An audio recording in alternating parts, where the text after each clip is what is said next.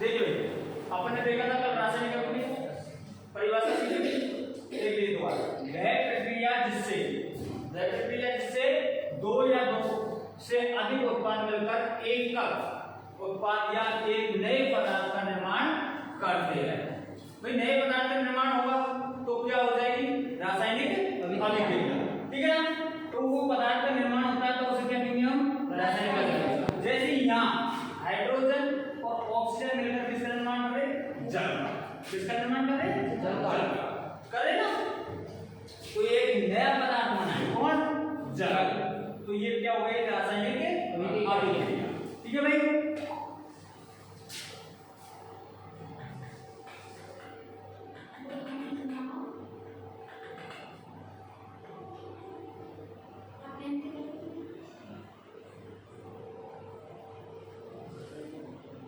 ठीक है ना? तो यहाँ पे हाइड्रोजन और ऑक्सीजन मिलकर क्या? हाइड्रोजन और ऑक्सीजन मिलकर जल बनाए। तो ये क्या हो गई? रासायनिक अभिक्रिया हो गई ना। अब दूसरे शब्दों में हम रासायनिक अभिक्रिया की परिभाषा मैंने लगाई थी आपको सीधी सीधी। रासायनिक परिवर्तन को क्या कहते हैं? रासायनिक अभिक्रिया कहते हैं ना। रासायनिक अभिक्रिया कहते हैं, सीधी सीधी परिभाषा है। जैसे हमारे आसपास ही बहुत सी रासायनिक परिवर्तन होते हैं, बहुत से होते नहीं होते। जैसे वायु के संपर्क में आने पर जल लगना, लोहे में क्या लग जाती है? जंग। वायु के संपर्क में खुला छोड़ेंगे वायु में हम लोहे को, तो वो नमी से और जल से अभिक्रिया करते हैं, क्या बन जाएगा? जल लग जाएगा, संचालन हो जाएगा। उसी प्रकार दूसरा देखो, अंगूर जो होता है उसके रस से किण्वन क्या बन जाती है? किण्वन। तो ये क्या है? रासायनिक परिवर्तन। क्या है? रासायनिक परिवर्तन। और रासायनिक परिवर्तन है तो ये क्या कहलाएंगे? रासायनिक अभिक्रिया। तीसरा भोजन का पकना। भोजन पकाया हमने, है ना? तो नया पदार्थ बना, पहले कच्चा पदार्थ था, फिर पक्का पदार्थ बना, जब तो भोजन कहेंगे। तो ये भी क्या है? एक परिवर्तन हुआ है कि नहीं हुआ? अब उससे दोबारा भोजन पक गया तो उससे कच्चा भोजन बन सकता है क्या? नहीं। आपने दाल बना ली, फिर सूखी दाल मिल सकती है क्या? नहीं। रोटी बना ली आटे की गूंथकर, तो दोबारा हम आटा बना सकते हैं क्या? नहीं। तो परिवर्तन हुआ है।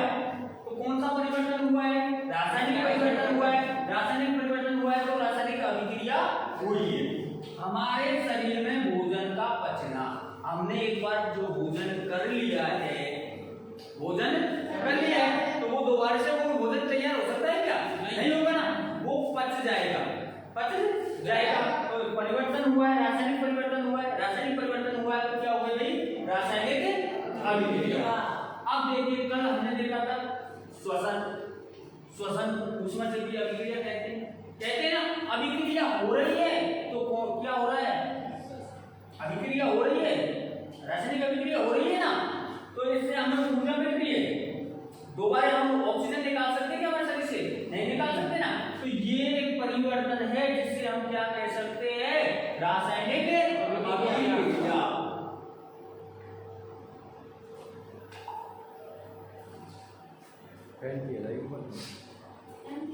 ठीक है भाई, आगे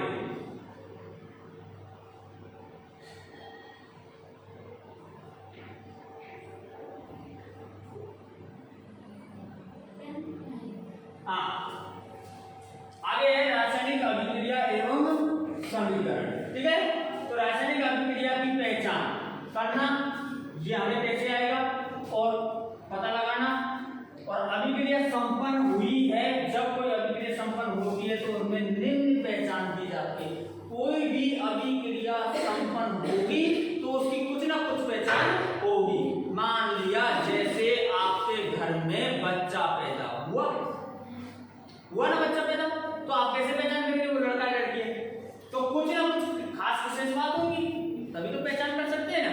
तो ऐसे ही यहाँ हम रासायनिक अभिक्रिया की पहचान करेंगे। कैसे? कि पदार्थ की अवस्था में परिवर्तन आ जाएगा। पदार्थ की अवस्था में क्या आ जाएगा? परिवर्तन। तो हम कह देंगे क्या हुई है? रासायनिक अभिक्रिया। क्या हुई है? रासायनिक अभिक्रिया। रंग में परिवर्तन, यदि रंग में परिवर्तन आ रहा है तो क्या हो गई भाई? रासायनिक अभिक्रिया। और गैस निकल रही है तो क्या हो जाएगी? रासायनिक अभिक्रिया हो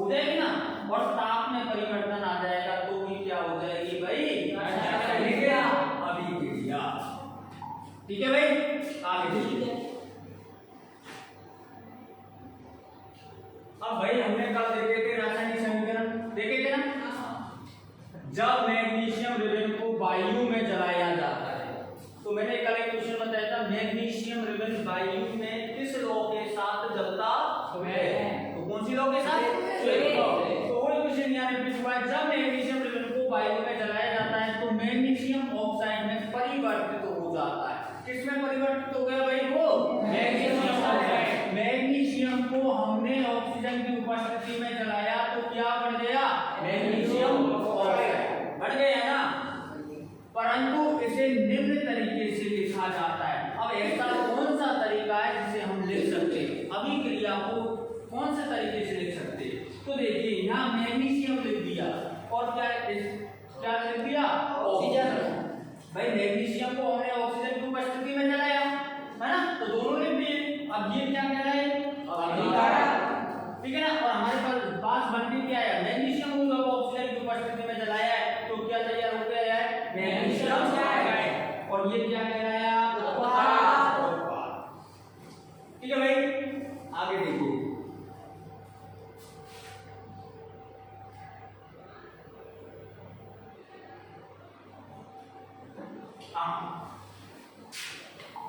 ठीक है ना। इस प्रकार समीकरणों को लिखना शब्द समीकरण कहलाता है। अब वो हमने किसमें लिखा है? शब्दों में। मैग्नीशियम को किसमें लिखा है हमने? शब्दों में। ऑक्सीजन को किसमें लिखा है? शब्दों में, है ना। और मैग्नीशियम ऑक्साइड को किसमें लिखा है? शब्दों में। तो हम इसको क्या कह देंगे भाई? शब्द समीकरण। और रासायनिक अभिक्रिया लिखने का दूसरा तरीका कैसा है? देखिए, अब हमने शब्दों में नहीं लिखा है, किसमें लिखा है? प्रतीकों में। किसमें लिखा है? प्रतीकों में। भाई तो हमने प्रतीकों में लिख दिया ना। अब शब्द समीकरण को छोड़ दिया, हमने किसमें लिख दिया? प्रतीकों में। और प्रतीकों में लिखना क्या कहलाएगा? सांकेतिक तरीका। सांकेतिक तरीका कहलाएगा नहीं कहलाएगा? भाई संकेतों में, जैसे आपने वन, ये देखो वन का संकेत ये है कि नहीं है? एक वन ये भी होता है, एक वन ये भी होता है, और एक ऐसा भी होता है। अब आप इसको कितने भी संकेतों में लिख सकते हो, देख सकते हो। संकेत होते हैं हर चीज के। तो ऐसे ही हमने मैग्नीशियम का संकेत होता है Mg, ऑक्सीजन का होता है O2 और मैग्नीशियम ऑक्साइड का होता है NO। तो हमने इसको किसमें लिख दिया? संकेतों में। और संकेतों में लिख दिया तो किसी रासायनिक अभिक्रिया के समीकरण को दो भागों में, कितने भाग होते हैं बेटा? दो। हमने कल सीखे थे दो भाग होते हैं। एक तो होता है बाईं तरफ तो होता है अभिकारक, अभिकारक, और दाईं तरफ होता है उत्पादक। ठीक है ना। तो देखिए, वे पदार्थ जो किसी अभिक्रिया में भाग लेते हैं, वे पदार्थ जो कोई अभिक्रिया में भाग लेते हैं क्या कहलाते हैं? अभिकारक। जैसे ऊपर आपने समीकरण देखा है, तो यहाँ अभिक्रिया में भाग कौन ले रहा है भाई? Mg+O2 ले रहे ना। तो हम इसको क्या कह देंगे? अभिकारक। अभिकारक क्या कह देंगे? अभिकारक। मैग्नीशियम एवं ऑक्सीजन अभिक्रिया में भाग लेते हैं, इसलिए ये दोनों क्या कहलाए भाई? अभिकारक। क्या कहलाए? अभिकारक। अभिकारक। आगे देखिए भाई,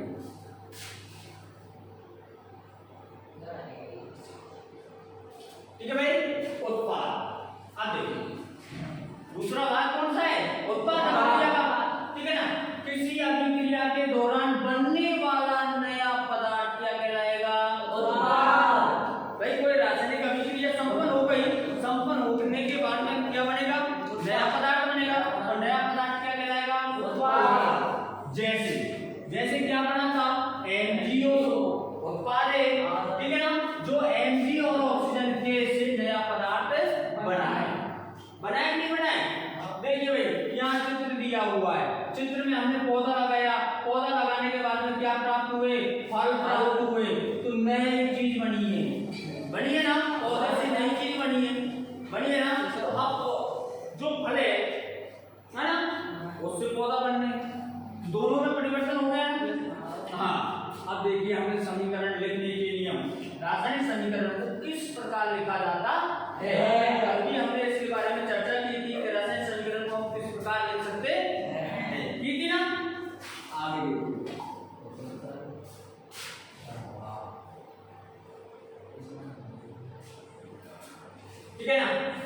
सबसे पहले रासायनिक समीकरण एक रासायनिक अभिक्रिया को प्रदर्शित करता है।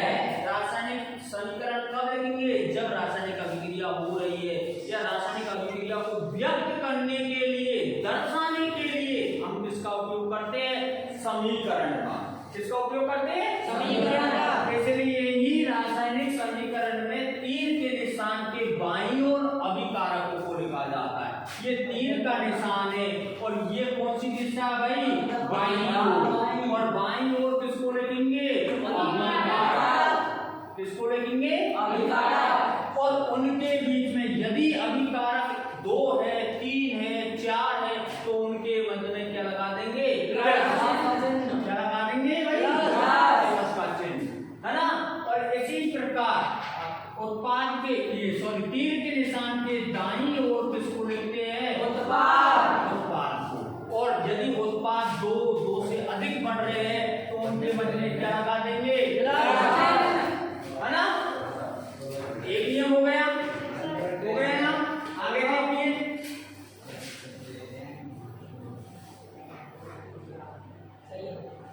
ठीक है भाई।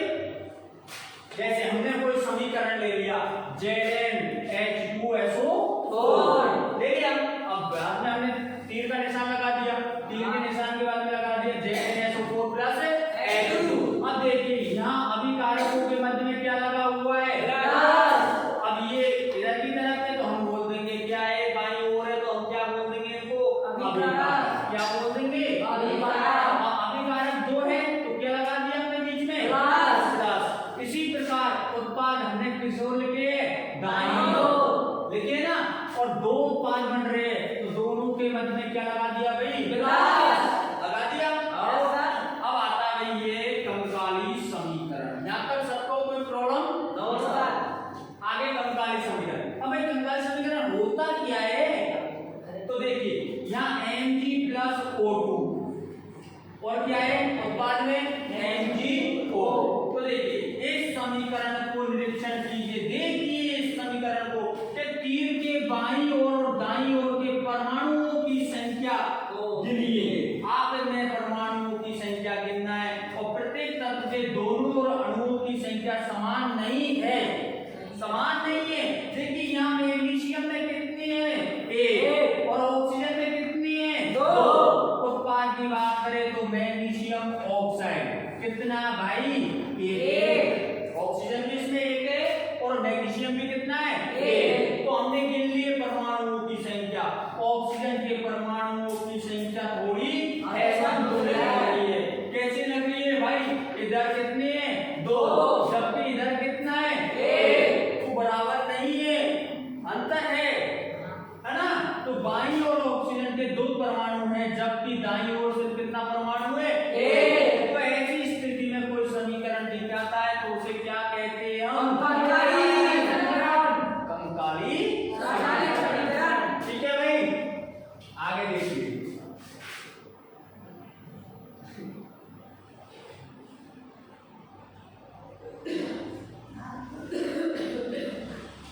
ठीक है भाई। तो देखिए अब कंकाली समीकरण को संतुलित कैसे करें? तो हमने सीखा था कल कंकाली समीकरण को संतुलित करना। हमने प्रैक्टिकल में 1-2 समीकरण संतुलित भी किए थे। लेकिन एक बार और द्रव्यमान संरक्षण के नियम को संतुष्ट करने के लिए रासायनिक समीकरण को संतुलित किया जाता है। मैंने बताया था आप लोगों को कि जो रासायनिक समीकरण को संतुलित करते हैं वो किस नियम के अनुसार करते हैं? द्रव्यमान संरक्षण के नियम अनुसार करते हैं ना। तो देखिए तीर के बाईं ओर और दाईं ओर के तत्वों के परमाणुओं की संख्या कैसी की जाती है? समान। जिससे दोनों तत्वों के परमाणु समान हो सके तो उसे हम क्या कहेंगे? कंकाली समीकरण को संतुलित करना। ठीक है भाई। जैसे एक एग्जांपल हम लेके देखते, मैग्नीशियम प्लस ऑक्सीजन और मैग्नीशियम ऑक्साइड। जैसे यहाँ मैग्नीशियम कितना भाई? 1। ऑक्सीजन कितने? 2। तीर का निशान लगाया है। मैग्नीशियम कितना है? 1 और ऑक्सीजन कितने हैं? 2। सॉरी 1। ठीक है भाई। अब यहाँ देखो मैग्नीशियम इधर भी 1 है, इधर भी कितना है? 1। ऑक्सीजन यहाँ कितना है? 2 जबकि ऑक्सीजन यहाँ कितना है? 1। कितने करूँ इसको? 2 करूँ, समान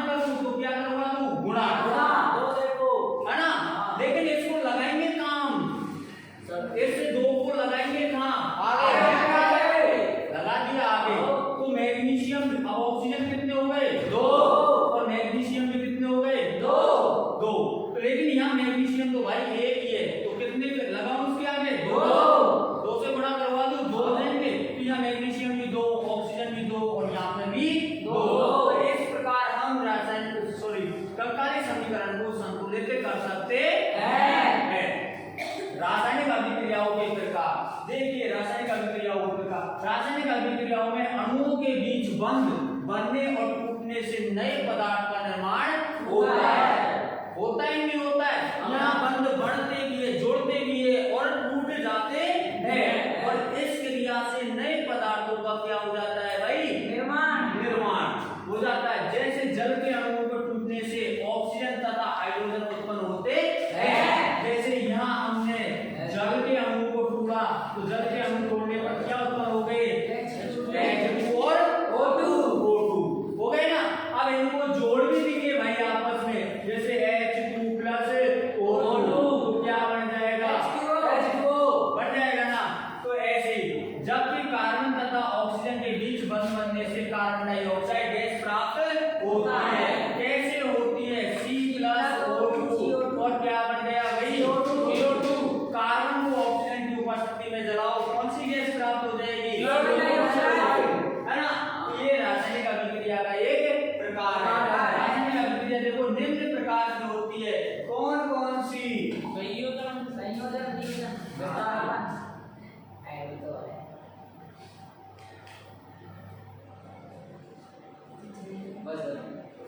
हाँ देखिए कौन कौन सी, संयोजन अभिक्रिया, वियोजन अभिक्रिया, या वियोजन का नाम दूसरा है अपघटन अभिक्रिया, या विस्थापन अभिक्रिया, द्विविस्थापन अभिक्रिया, उपचयन, अपचयन। और इसमें कुछ अभिक्रियाएं देखो, इसमें विस्तार तो नहीं ली है, लेकिन जैसे ऊष्माक्षेपी, ठीक है, ऊष्माक्षेपी है ना, रेडॉक्स है ना, और मंद और तीव्र अभिक्रिया, ये निम्न प्रकार की अभिक्रियाएं होती है। लेकिन हम पढ़ेंगे सबको ही, एक को भी नहीं छोड़ेंगे, पढ़ेंगे तो इनको भी भाई हम, ठीक है ना। ये तो हमने जैसे दिखाने के लिए दे दिए। अब चले भाई संयोजन अभिक्रिया को पढ़े क्या, इच्छा है क्या, संयोजन अभिक्रिया वह अभिक्रिया जिसमें 2 या 2 से अधिक अभिकारक मिलकर कितने उत्पादों का निर्माण करते हैं, कितने उत्पादों का, क्या कहलाती है भाई, संयोजन अभिक्रिया। अब हमारी समझ में नहीं आई, लेकिन हम एग्जांपल लेके देखते हैं। ए और बी को जोड़ा, तो ए और बी को जोड़ा तो क्या प्राप्त हुआ हमारे पास, ठीक है ना। ऐसे ही देखिए कैल्शियम ऑक्साइड को जल में घोल दिया, किसमें घोल दिया, जल में, या कैल्शियम ऑक्साइड की जल के साथ अभिक्रिया करवा दी, तो देखिए हमें क्या प्राप्त हुआ, कैल्शियम हाइड्रोक्साइड। क्या प्राप्त हुआ भाई, कैल्शियम हाइड्रोक्साइड प्राप्त हुआ। अब हमें पता नहीं चला कि ये कौन सी अभिक्रिया है, लेकिन हमारे पास में एक नियम था, जब 2 या 2 से अधिक अभिकारक, तो इसमें अभिकारक कितने हैं, 2, और उत्पाद कितना बन रहा है, तो फटाक से पहचान जाओगे कौन सी अभिक्रिया है, संयोजन अभिक्रिया। कौन सी अभिक्रिया है, संयोजन अभिक्रिया, ठीक है भाई। जैसे कैल्शियम ऑक्साइड और जल की अभिक्रिया आपस में करवाइए तो हमें क्या प्राप्त हुआ है, कैल्शियम हाइड्रोक्साइड, ठीक है भाई। चले आगे, चलो हाँ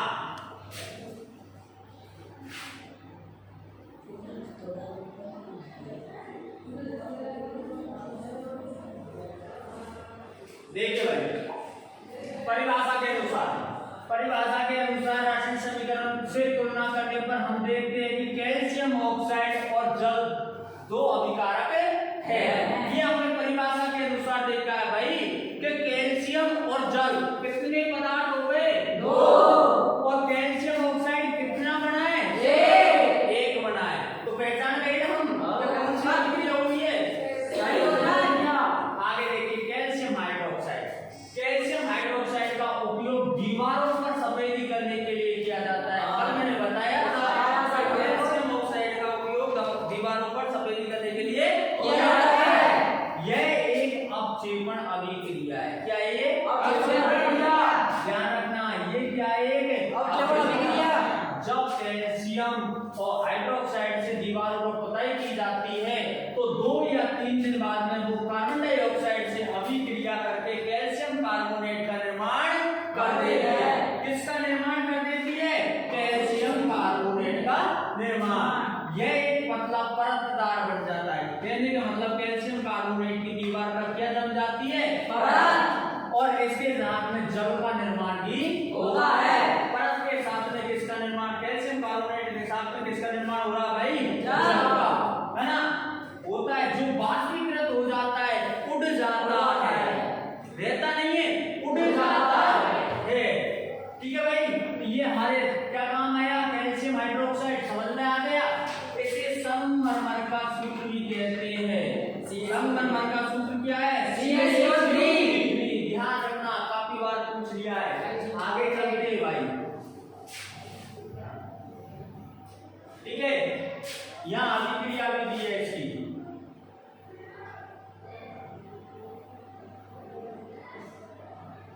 यहाँ हमें अभिक्रिया देखते हैं कैल्शियम कार्बोनेट की कार्बन डाइऑक्साइड के साथ में अभिक्रिया। तो देखिए कैल्शियम हाइड्रोक्साइड की अभिक्रिया हमने किसके साथ करवा दी? कार्बन डाइऑक्साइड से। हमें क्या प्राप्त हुआ? कैल्शियम कार्बोनेट और जल। ठीक है भाई? कैल्शियम हाइड्रोक्साइड और कार्बोनेट इनकी हमने अभिक्रिया करवाई है दोनों की, तो हमें कैल्शियम कार्बोनेट और जल प्राप्त हुआ है। अब संयोजन अभिक्रिया के कुछ और उदाहरण भी देखते हैं। जैसे कोयले का जलना। कोयले में क्या पाया जाता है? कार्बन। क्या पाया जाता है? कार्बन। ध्यान रखना, जलने और जलाने में कौन सी गैस सहायक होती है? O2। हमेशा जलने और जलाने में कौन सी गैस सहायक होगी? O2। तो भैया हमने कार्बन को किसकी उपस्थिति में जला दिया? O2। क्या निर्माण हुआ? Carbon dioxide. जल का बनना, हाइड्रोजन और ऑक्सीजन की आपस में अभिक्रिया करवा दी, दोनों को मिला दिया, तो किसका निर्माण हो गया? जल। किसका निर्माण हो गया? जल का, है ना? सल्फर डाइऑक्साइड का बनना, सल्फर डाइऑक्साइड गैस, तो सल्फर और ऑक्सीजन की आपस में अभिक्रिया करवा दी, तो किसका निर्माण हो गया? सल्फर डाइऑक्साइड का। जंग का लगना कहलाता है भाई फेरस ऑक्साइड। ये थोड़ा सा गलत है। यहाँ फेरिक प्लस ऑक्सीजन की अभिक्रिया करवाने पर हमें क्या प्राप्त हो गया? Fe2O3। ठीक है भाई? Fe2O3 ये फेरस ऑक्साइड का सूत्र है, जो हम जब लोहे पर जंग लग जाती है तो ये कहते हैं। इसको गलती को सही कर लो, यहाँ Fe कर लो और इसको ये बना हमारे नोट्स में।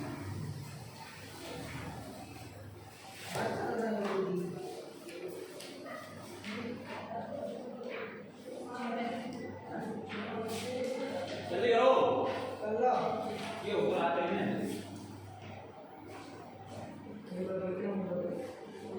ठीक है भाई, आगे चले?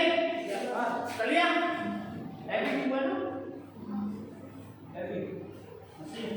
हाँ भाई, ठीक है भाई, चले आगे।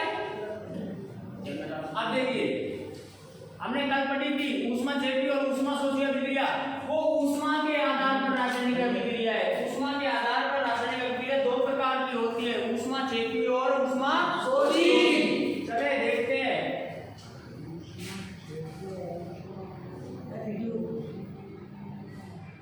पहले ऊष्माक्षेपी देखिए भाई, देखिए क्या? वे अभिक्रियाएं जिनमें अभिक्रिया के दौरान क्या बनती है? ऊष्मा निकलती है।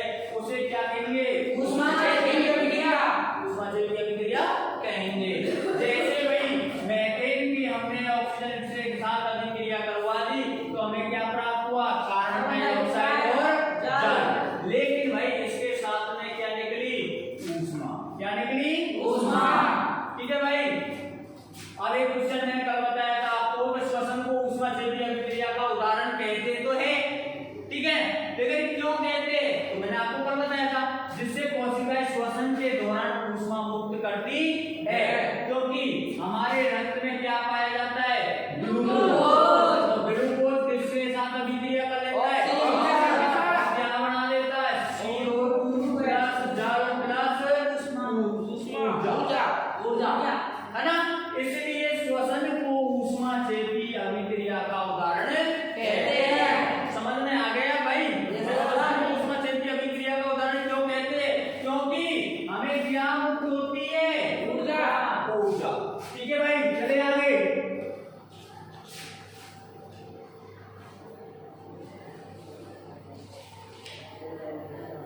देखिए एक और है, साग सब्जी या सड़े, है ना, गले घास, फूस या पेड़ पौधे के विघटन होकर कंपोस्ट का बनना। ठीक है, इसमें भी क्या कंपोस्ट बनेगी? आपने देखा है कचरे के ढेर में गर्म भड़काहट निकलती है, निकलती है नहीं निकलती? तो कहने का मतलब गर्म ऊष्मा निकलती है ना नहीं निकलती? और वो किससे निकलती है? जब कोई साग सब्जी खराब हो जाए या गला बुरा घास हो या सड़ा गला घास हो, तो वो कंपोस्ट होता है, कंपोस्ट होकर विघटन हो जाता है, जब जाके क्या निकलती है भाई? ऊष्मा। ठीक है भाई, आगे ऊष्मा शोषी अभिक्रिया, वे अभिक्रिया जिसमें ऊष्मा का शोषण होता है, ऊष्मा ली जाती है, अपने अंदर ऊष्मा ली जाती है। एक तो ऊष्मा का बाहर निकालना और एक ऊष्मा का अंदर लेना। ऊष्मा का अंदर लेना तो ऊष्मा चेपी, और ऊर्जा का बाहर निकालना क्या कहलाएगा? ऊष्मा शोषी अभिक्रिया। ठीक है भाई, जैसे एग्जाम्पल देखते हैं इसका।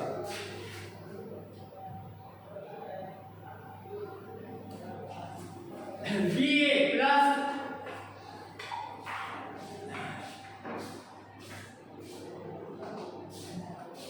Ba प्लस NH4, तो क्या बन गया? BaCl2NH4 ammonia hydroxide. तो यहाँ ऊष्मा ग्रहण की है, ऊष्मा ग्रहण किए बगैर हमें BaCl2 और NH4OH प्राप्त नहीं होगा। ठीक है भाई, आगे चले। वियोजन अभिक्रिया, ये वियोजन अभिक्रिया का दूसरा नाम है अभिक्रिया। वे अभिक्रिया जिनमें एकल अभिकारक टूटकर दो या दो से अधिक उत्पादों का निर्माण करते हैं। कौन सी अभिक्रिया कहलाती है? अभिक्रिया कहलाती है। ठीक है भाई, ठीक है।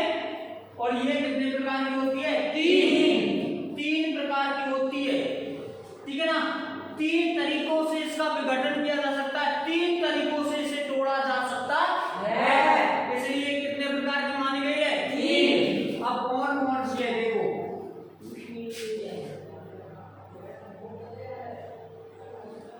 पहली दी है भाई,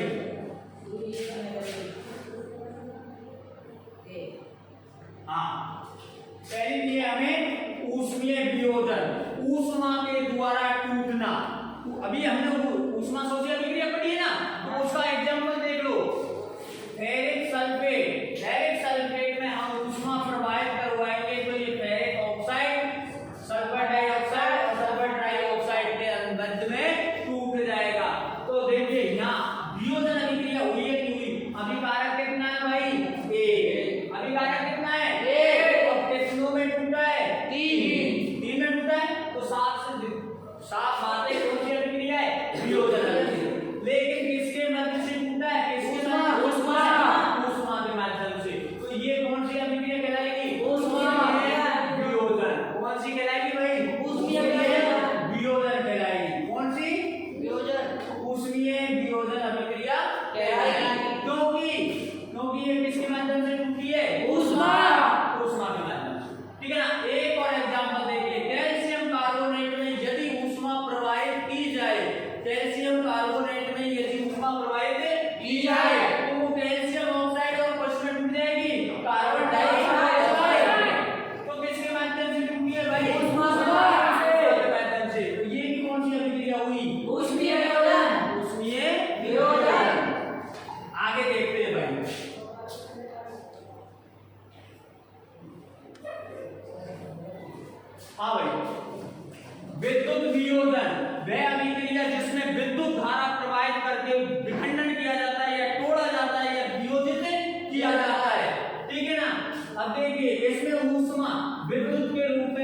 बढ़ी जाती है, मतलब लो बैटरी है ऊष्मा प्रवाहित करेंगे इसमें, है ना, तो ये टूट जाएगी।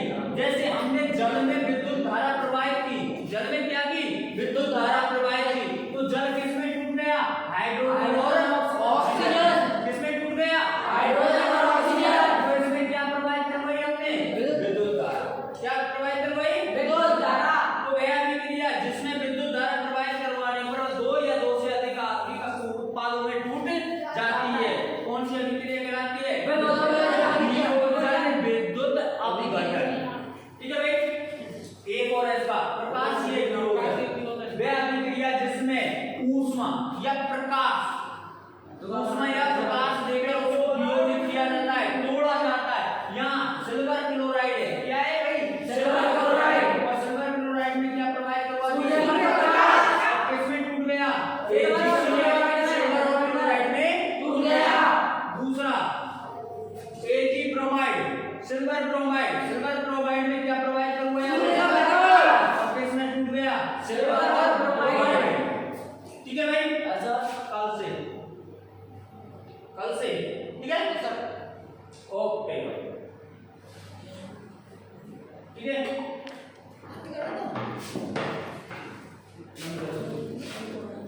उसको बंद करो।